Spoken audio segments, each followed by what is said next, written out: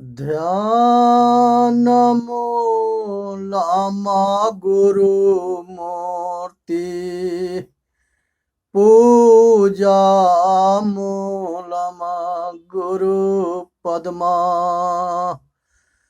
मंत्र मूलम गुरु वाक्यम मोक्ष मूलम गुरु कृपा। हे भाई, ये संसार के अंदर जो है आज ये सोचने और विचारने की विषय है। संसार के अंदर जो है आज ये दास जो है दान के ऊपर बोलेगा, अपना विचार जो है दान के ऊपर रखेगा। इस संसार में जो है अगर कोई आदमी भूखा है और उसको जो है अगर कोई आदमी भोजन करा देता है, कोई प्यासा है और उस मजबूर है, मजबूर के भोजन पानी पिलाना और भूख रूपी उसके जेठराग्नि के आग को शांत कर देना, ये महादान के अंदर में आता है। किसी मजबूर दीन दुखी आदमी को भोजन करा देना और उसे पानी पिला देना और उसको जो है पेट के जो है जेठराग्नि रूपी आग को शांत कर देना, ये महादान के अंदर में आता है। ये खूब ठीक से जाने, ये जो है विचारणीय विषय है। कोई आदमी हो और वो जो है गरीब है, मजबूर है, उसके पास वस्त्र ना है अपने तन ढांकने के लिए, ओढ़ने के लिए, बिछाने के लिए, उस आदमी को वस्त्र के दान दे देना, ये महादान है। किसी आदमी के मजबूर है, दीन है, दुखी है और शरीर ढांकने के लिए, बिछाने ओढ़ने के लिए उसको वस्त्र दे देना, ये महादान है। किसी आदमी के रहने के शरण ना हो और उस आदमी के जो है रहने के शरण दे दे, ये तीसरा नंबर के महादान है। भोजन पानी करा दे, भोजन पानी भूखों को दे देना, ये नंबर 1 के दान है, महादान है। और किसी के वस्त्र को दान दे देना, मजबूर गरीब दीन दुखी को, ये दूसरे नंबर का महादान है।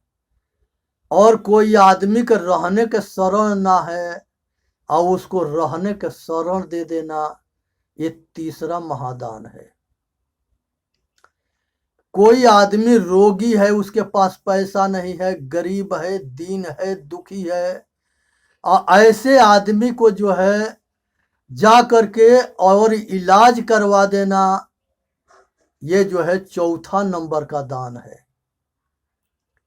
मजबूर आदमी, दीन दुखी आदमी, गरीब आदमी, लाचार आदमी, विवश आदमी, अगर उसको बीमारी पकड़ लेता है, अंधा है, बहिरा है, किसी तरह के कोई बीमारी हो, उसको जाकर के इलाज करवा देना, ये महादान है। खूब ठीक से जाने समझे और विचार करे, ये चौथा नंबर के दान है। पांचवा नंबर के दान जो है, ये संसार के अंदर जो है बहुत ऐसे आदमी मिलेंगे जो गरीब है, दीन दुखी है, लाचार है, विवश है और जवान बेटी उनके छाती पर बोझा बन करके बैठी है। तो इसलिए जो है ऐसे विवश आदमी के जो है बेटी के जो है शादी करवाने में सहयोग कर दे, योगदान कर दे। अगर मालिक ने समर्थवान बनाया है तो उसको खुशी से शादी कर दे, ये पांचवा महादान है। ये ठीक से समझे, ये 5 महादान जो है ये संसार में जो है ये उतने बड़े हैं जिसकी कोई सीमा नहीं है। कहा जाता है कि का नहीं तिरिया कर सके, का नहीं सिंधु समाए, का नहीं पावक जल सके, का नहीं काल खाए। कौन ऐसा चीज है जिसको जो है औरत ना कर सके, काल ना खा सके, समुद्र में ना समा सके। तो का नहीं तिरिया कर सके, का नहीं औरत कर सकती है, का नहीं काल खाए, काल किसको कहीं नहीं खा सकता है। और का नहीं समुद्र में समा सकता है, का नहीं जो है का नहीं तिरिया कर सके, का नहीं सिंधु समाए, का नहीं पावक जल सके, का नहीं काल खाए, किसको अग्नि नहीं जला सके। तो ये जो है इसका उत्तर है कि पुत्र न अबला कर सके, यश न सिंधु समाए, अधर्म न पावक जल सके, नाम न काल खाए। ये संसार के अंदर में धर्म के जो है उसको काल नहीं खा सकता है। पुत्र जो है बिना पति के औरत नहीं जन्म दे सकती है, पुत्र न अबला कर सके। यश जो है समुद्र में नहीं समा सकता। किसी के साथ एहसान कर दो, भला कर दो और उसको रक्षा कर दो, उसको जो है भोजन पानी दवा कपड़ा निवास और उसके पुत्री के शादी एहसान करो, मजबूर को दीन दुखी के, यही बड़कपन है और यही महापुरुषों का काम है। वो महावीर है और महादेव है जो ऐसे काम करते हैं, उसको महावीर कहते हैं। वो बहुत महान आदमी है, धर्मात्मा है, जो धर्म के लिए संसार के मजबूर लोग के सेवा करता है। तो ठीक से जाने, का नहीं तिरिया कर सके, का नहीं सिंधु समाए, का नहीं पावक जल सके, का नहीं काल खाए। पुत्र न अबला कर सके, यश न सिंधु समाए, अधर्म न पावक जल सके, नाम न काल खाए।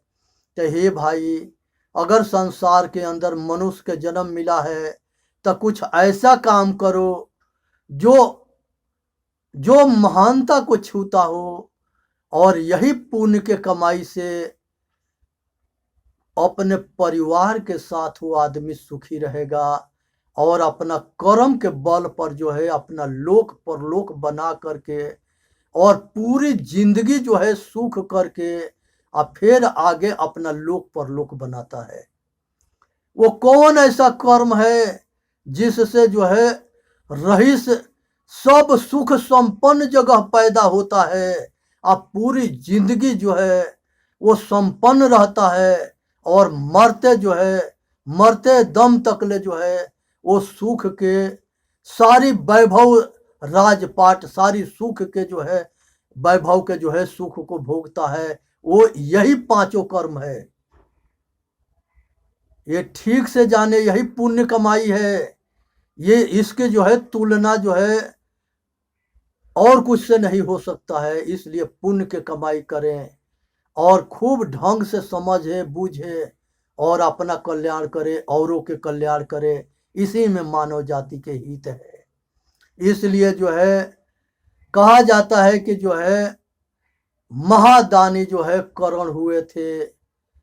कर्ण जो है वास्तव में महादानी था, क्योंकि कवच कुंडल जो है उसको जो है सूर्य भगवान ने दिए थे। वो इंद्र भगवान एक विप्र के एक ब्राह्मण के भेष में जा करके और उसको कवच कुंडल मांग लिए और उसने खुशी से जो है उनको दे दिया, जो कर्ण के सुरक्षा के लिए सूर्य देव ने दिए थे।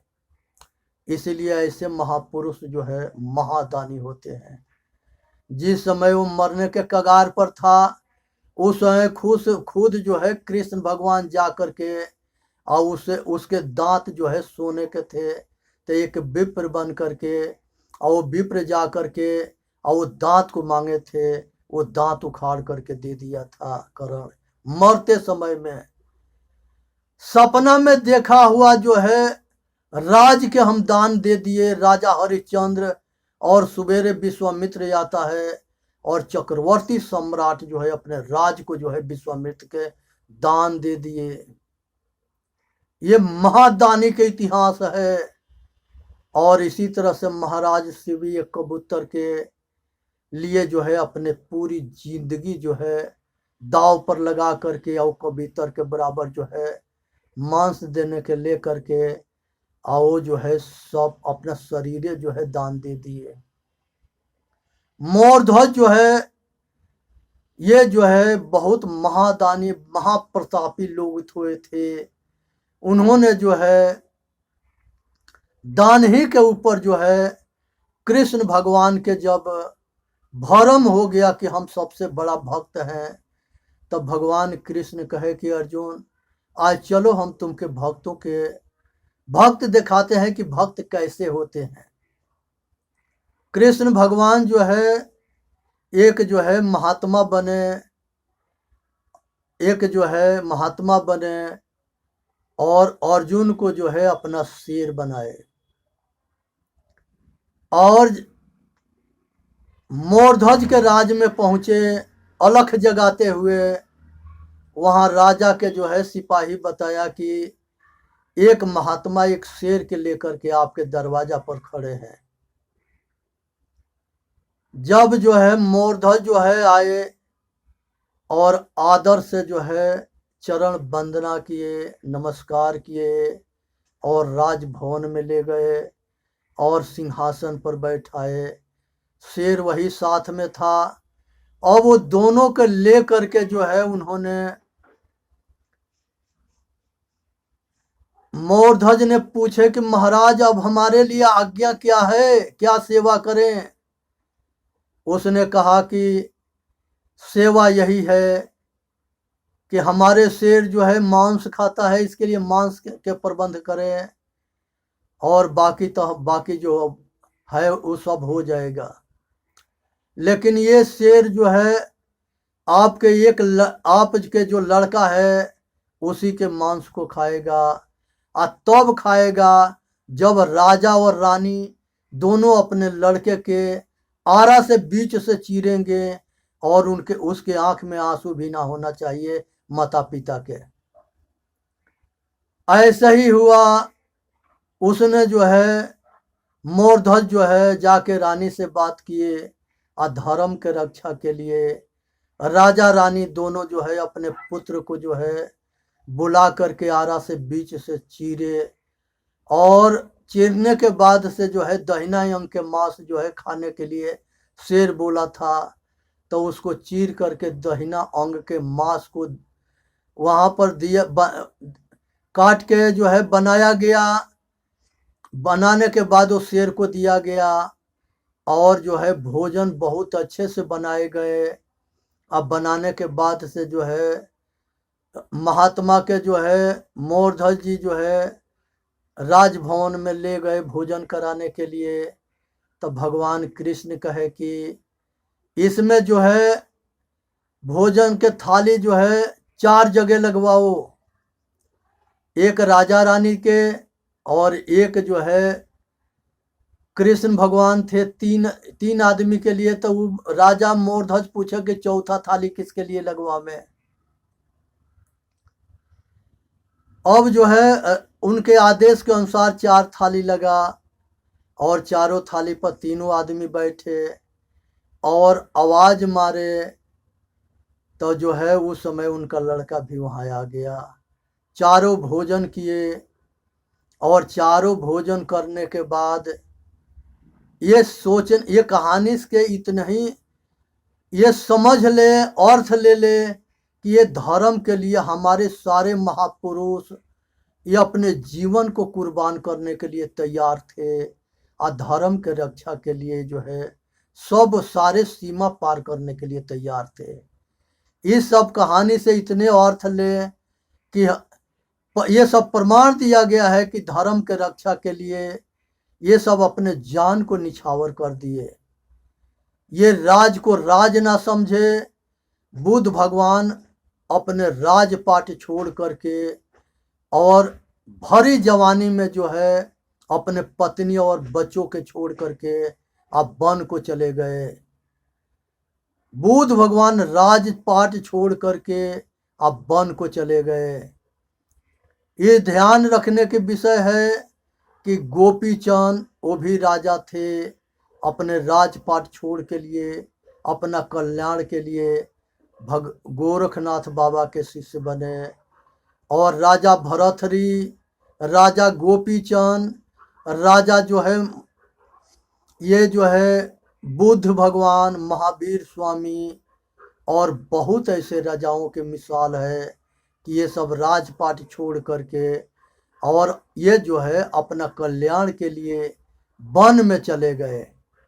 एक कहानी और आता है कि बुद्ध भगवान के जो है जब जन्म हुआ तब पंडित से दिखाया गया, तो वो पंडित ने कहा था कि अगर ये राजा होगा तो बहुत प्रतापी राजा होगा, और अगर ये महात्मा हुआ तो बहुत बड़ा महात्मा होगा।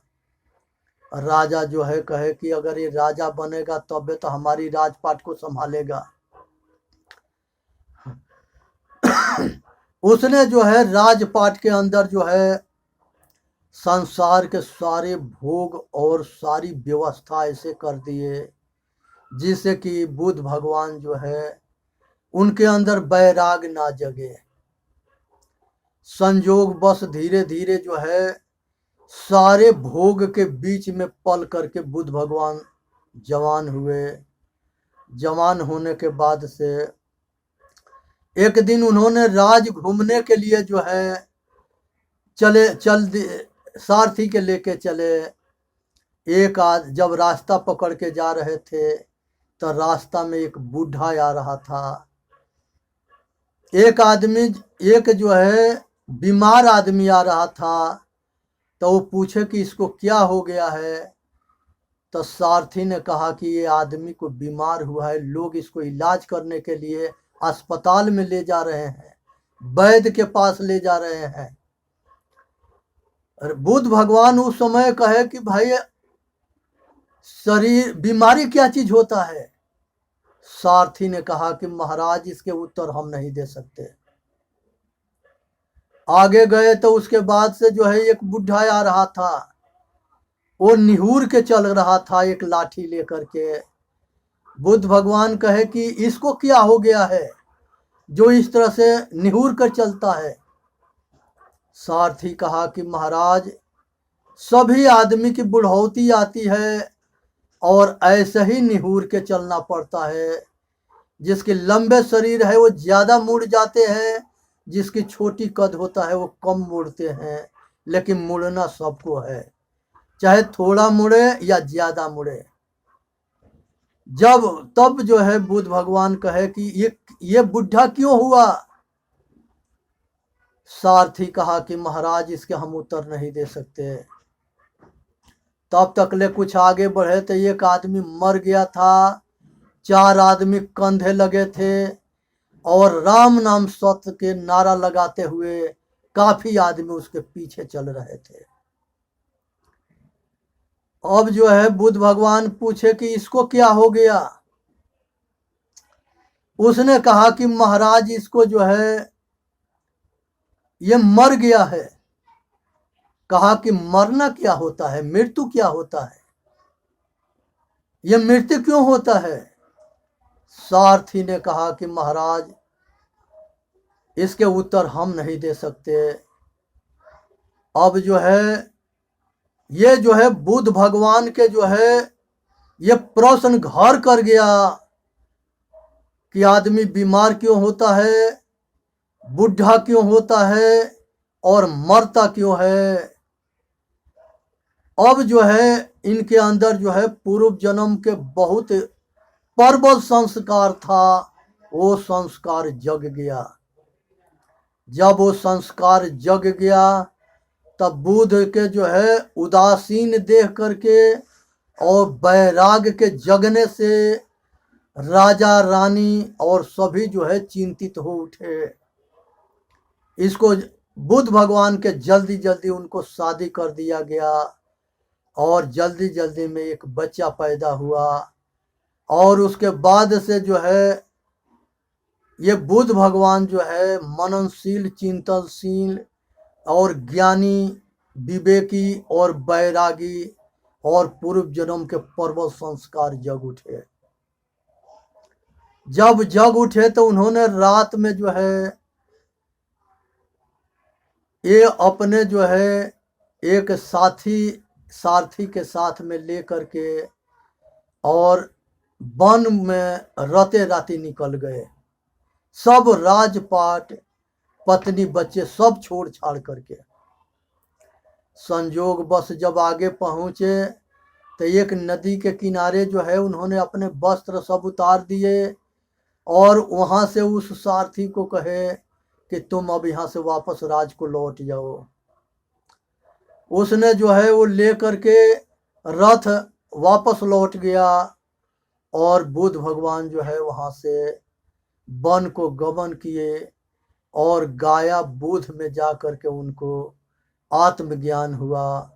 और आत्मज्ञान होने के बाद पूरी जिंदगी भर इस समाज के सेवा करते रहे और सेवा करते करते और धर्म के प्रचार करते करते और जगते जगाते हुए और धर्म के रक्षा करते हुए मानव जाति के कल्याण करते करते लास्ट में कुशीनगर में एक जो है एक आदमी के घरे रात में ठहरे और वहां पर उनके संगे एक घटना घटी जो उनको जहर दे दिया गया।